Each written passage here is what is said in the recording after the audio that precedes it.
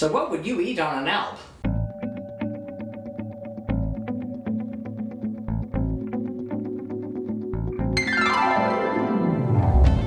And welcome back to Cliffieland. This is weekend country number 168 on our second attempt of cooking the food of every single country in the world. And tonight up to the nation of Switzerland. Switzerland, a landlocked nation located in Central Europe, is surrounded by Germany, Austria, Liechtenstein, Italy, and France. And it is one of the most beautiful places in the world, at least that I've ever been to. It has some amazing vistas and some equally amazing food. It's known for a number of things, one of them being fondue, a melted cheese dish, which is really great. Unfortunately, we don't have a fondue set, and I'm not getting one just for this particular purpose, as much as I like it. Of course, it's also known for their really delicious cheeses, Swiss cheeses like Gruyere and Emmental, which are wonderful, as well as their fabulous Swiss chocolates, and a lot of really delicious desserts, which are really far outside of the scope of what we'd be doing here on this little project. Otherwise, its food traditions, as well as its language traditions, are divided kind of three ways, and heavily influenced by those of their neighbors. So you'll have German, Italian, and French dishes with their own particular Swiss twists to them.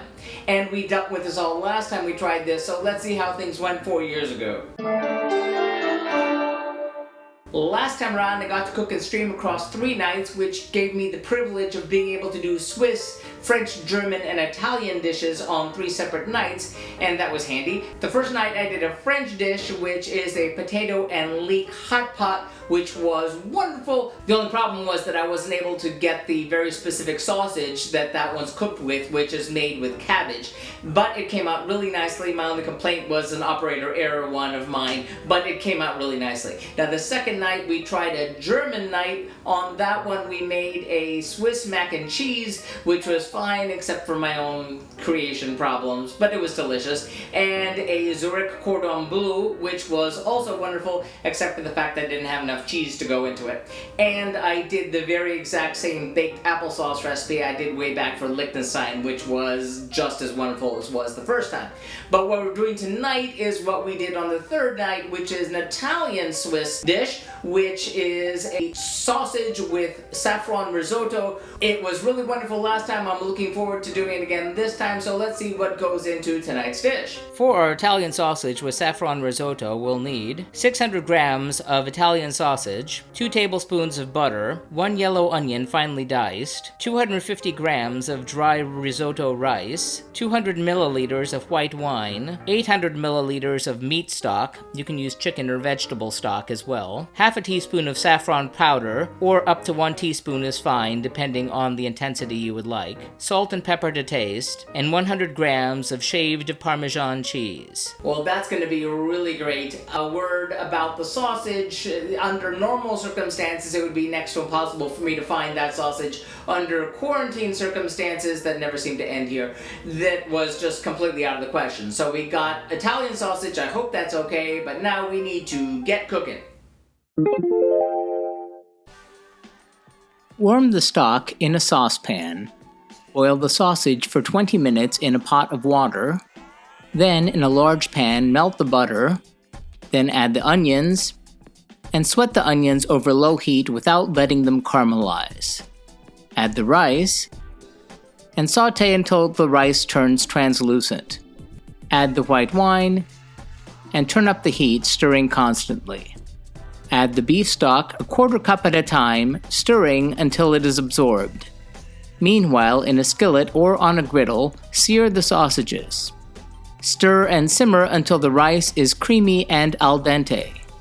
Stir in saffron, stir in the grated Parmesan, and mix well. Season with salt and pepper, then plate the servings of the risotto, slice the sausages and plate them atop the rice, dress with diced parsley and lemon wedges, and serve.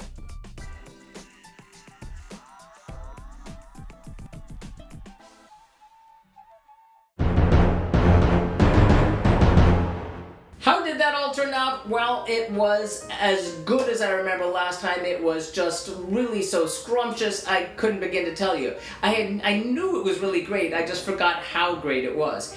So the risotto was nice and creamy, the saffron flavor was just perfect. The wine really infused the dish. In fact, it was really almost identical to the risotto I did back cooking Italy, which makes sense. Since it was a northern Italian risotto, but it was really, really great. And the sausage gave it just the right amount of substance to the dish. And the fact that this time I remembered to get a nice sear on the sausage really kind of helped in the terms of the texture. And the lemon squeeze on top was just the perfect bit of acid that it really needed to bring the entire thing to life. So that one gets 5 out of 5 globes. Thank you, Switzerland. So that does it for this 2-week stint here in Europe. Next time we're going to head back to the Middle East to have the exceedingly delicious food of Syria. See you next time. And remember, if you'd like to be advised when these videos are posted, please be sure to follow us on Periscope. You can also follow us on Twitter, Instagram, and Facebook. Like and subscribe if you'd like to be advised when these videos are posted, and be sure to hit that bell to get those notifications. Remember, links to the original recipes can be found in the About section. If you have any thoughtful feelings or helpful suggestions about the food we're eating, please be sure to sound off in the comments. Thanks for watching, and happy eating!